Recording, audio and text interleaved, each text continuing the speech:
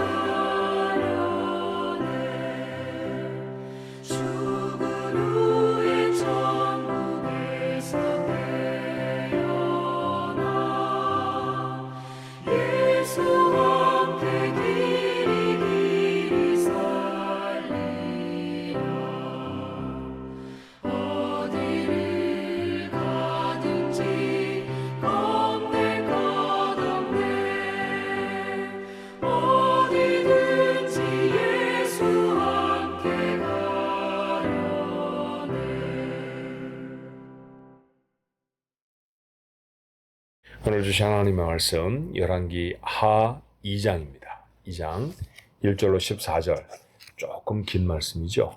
네, 문단이 이렇게 여기까지 읽어야 할 것 같아요. 1절부터 14절 말씀까지 같이 한번 읽을까요? 여호와께서 회리바람으로 엘리야를 하늘로 올리고자 하실 때 엘리야가 엘리사와 더불어 길갈에서 나가더니 엘리야가 엘리사에게 이르되 청하건대 너는 여기 머물라. 여호와께서 나를 베델로 보내시느니라 하니 엘리사가 이르되 여호와께서 살아계심과 당신의 영혼이 살아있음을 두고 맹세하노니 내가 당신을 떠나지 아니하겠나이다 하는지라. 이에 두 사람이 베델로 내려가니라. 베델에 있는 선지자의 제자들이 엘리사에게로 나와 그에게 이르되 여호와께서 오늘 당신의 선생을 당신의 머리 위로 데려가실 줄을 아시나이까 하니 이르되 나도 또한 아노니 너희는 잠잠하라 하니라. 엘리야가 그에게 이르되 엘리사야 청하건대 너는 여기 머물라. 여호와께서 나를 여리고로 보내시느니라. 엘리사가 이르되 여호와께서 살아계심과 나의 영혼이 살아있음을 두고 맹세하노니 내가 당신을 떠나지 아니하겠나이다 하니라. 그들이 여리고에 이르매 여리고에 있는 선지자의 제자들이 엘리사에게 나와 이르되 여호와께서 오늘 당신의 선생을 당신의 머리 위로 데려가실 줄을 아시나이까 하니 엘리사가 이르되 나도 아노니 너희는 잠잠하라. 엘리야가 또 엘리사에게 이르되 청하건대 너는 여기 머물라.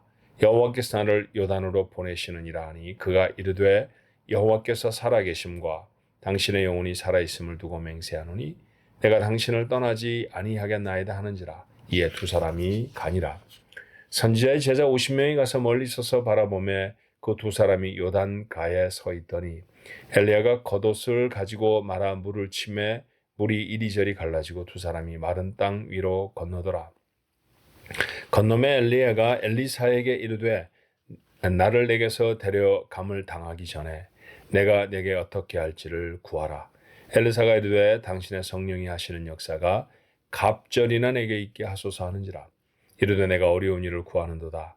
그러나 나를 내게서 데려가시는 것을 내가 보면 그 일이 내게 이루어지려니와 그렇지 아니하면 이루어지지 아니하리라 하고 두 사람이 길을 가며 말하더니 불소리와 불말들이 두 사람을 갈라놓고 엘리야가 회오리 바람으로 하늘로 올라가더라. 엘리사가 보고 소리 지르되 내 아버지여 내 아버지여 이스라엘의 병거와 그 마병이여 하더니 다시 보이지 아니하는지라. 이에 엘리사가 자기의 옷을 잡아 둘러 찢고 엘리야의 몸에서 떨어진 겉옷을 주워 가지고 돌아와 요단 언덕에 서서 엘리야의 몸에서 떨어진 그의 겉옷을 가지고 물을 치매 이르되 엘리야의 하나님 여호와는 어디 계시니까 하고 그도 물을 치매 물이 이리저리 갈라지고 엘리사가 건너니라. 아멘.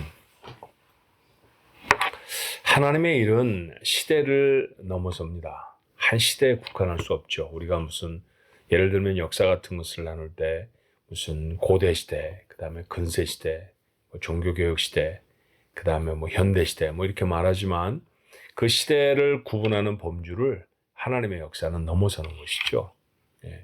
그 시대를 넘어서려고 하면 시대마다 하나님이 그 일을 계속해야 하는 하나님의 일꾼들을 세워내십니다. 하나님 그렇게 하나님의 일꾼을 세우시는 일을 하십니다. 자, 오늘 본문의 말씀에 보면 열왕기 상의 주인공이었던 엘리야의 시대가 마치고 엘리사의 시대가 시작되는 것을 보게 되어집니다. 우리는 또 한 사람, 하나님의 걸출한 믿음의 영웅 엘리사라고 하는 사람을 만나게 돼요. 오늘 말씀을 쭉 읽으셨는데 이 말씀을 통해서 우리의 마음에 담아야 할 교훈은 무엇입니까? 자, 새로운 시대를 감당해야 되는 새로운 영웅 엘리사에게서 발견되는 두 가지 중요한 사실이 있어요. 우리도 이런 태도를 갖고 살아가면 하나님이 쓰시는 이 시대의 귀한 하나님의 일꾼이 될 것이다 라고 분명히 믿습니다. 그 첫 번째는 엘리사는 하나님의 사람과 함께하는 사람이었습니다. 오늘 본문 긴 말씀이었습니다만 세 번이나 반복되는 말씀이 무엇인지 아시죠? 아마도 엘리야를 하늘로 올리시겠다라고 하는 말씀은 조금 요즘 우리말로 말하면 퍼블릭 아나운서 같이 모든 사람에게 다 알려진 것 같아요. 엘리야에게도 알려졌고 엘리사도 알고 있고 그들이 지금 가는 베델에서도 여리고에서도 모여있는 하나님을 따른다고 하는 생도들은 다 알고 있잖아요. 당신의 머리 위로 엘리야를 들어 올리실 줄로 오늘 아십니까? 이렇게 묻고 있는 걸 보니까 모두가 다 알고 있는 사실이었습니다.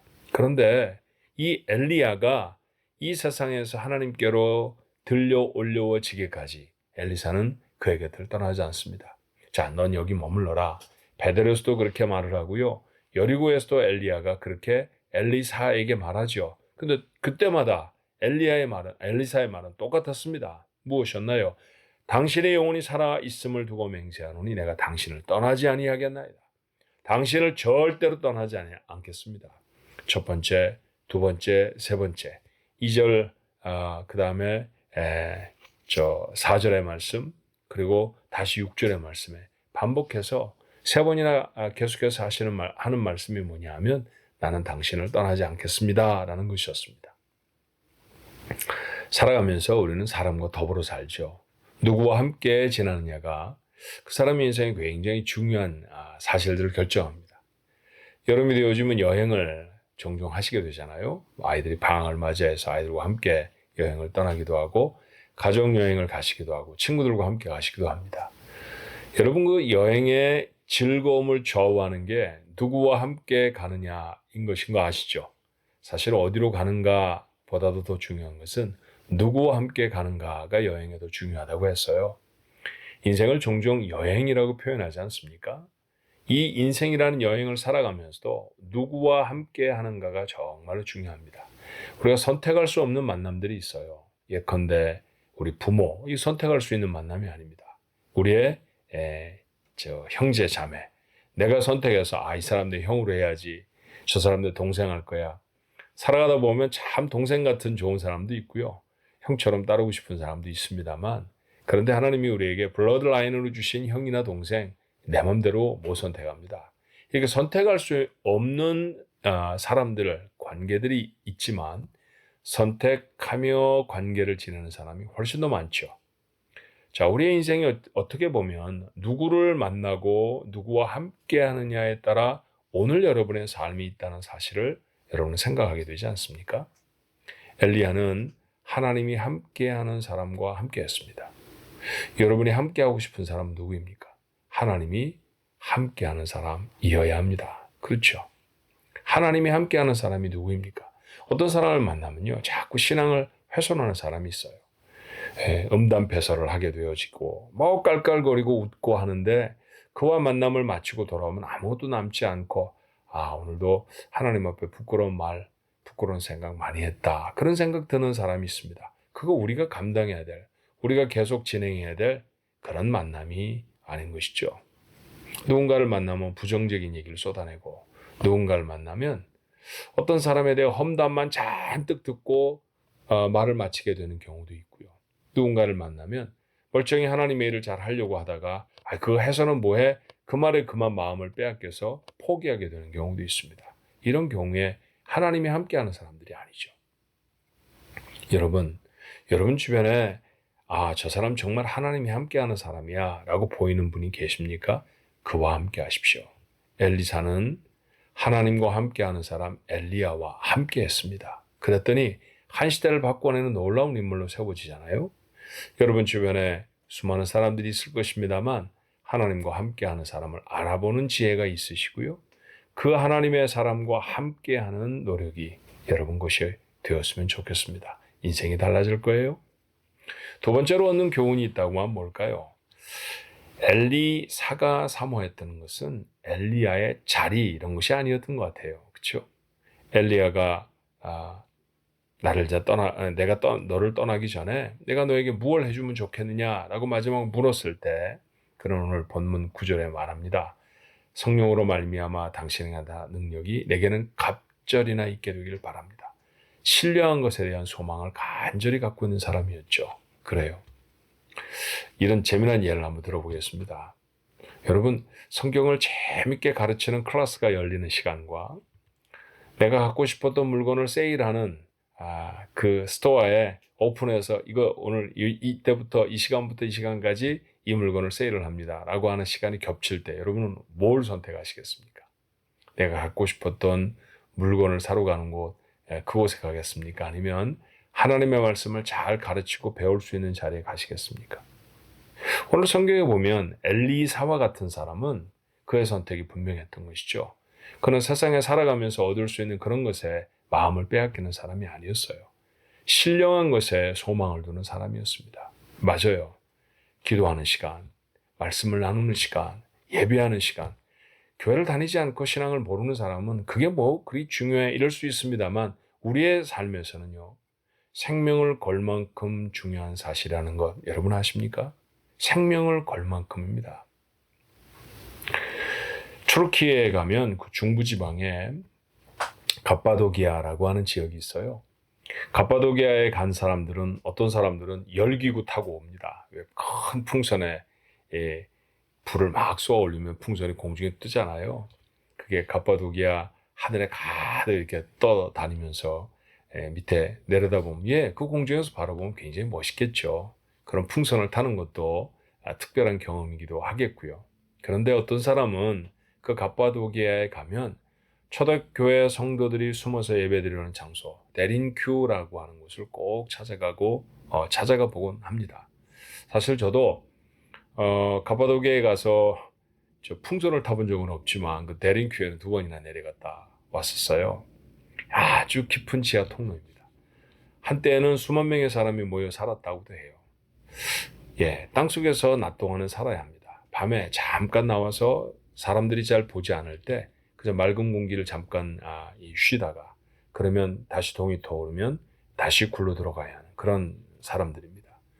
여러분, 햇볕에서부터 우리 몸에 필요한 영양소를 만드는 것이 있다는 사실을 알죠. 그 대표적인 바이타민이 바이타민 D와 같은 것인데 사람이 잘 자라려고 하면요 햇빛을 쐬야 돼요. 들에 심어놓은 풀이나 꽃만 햇빛을 봐야 잘 자라는 게 아니라 사람들도 해를 봐야 잘 자랍니다.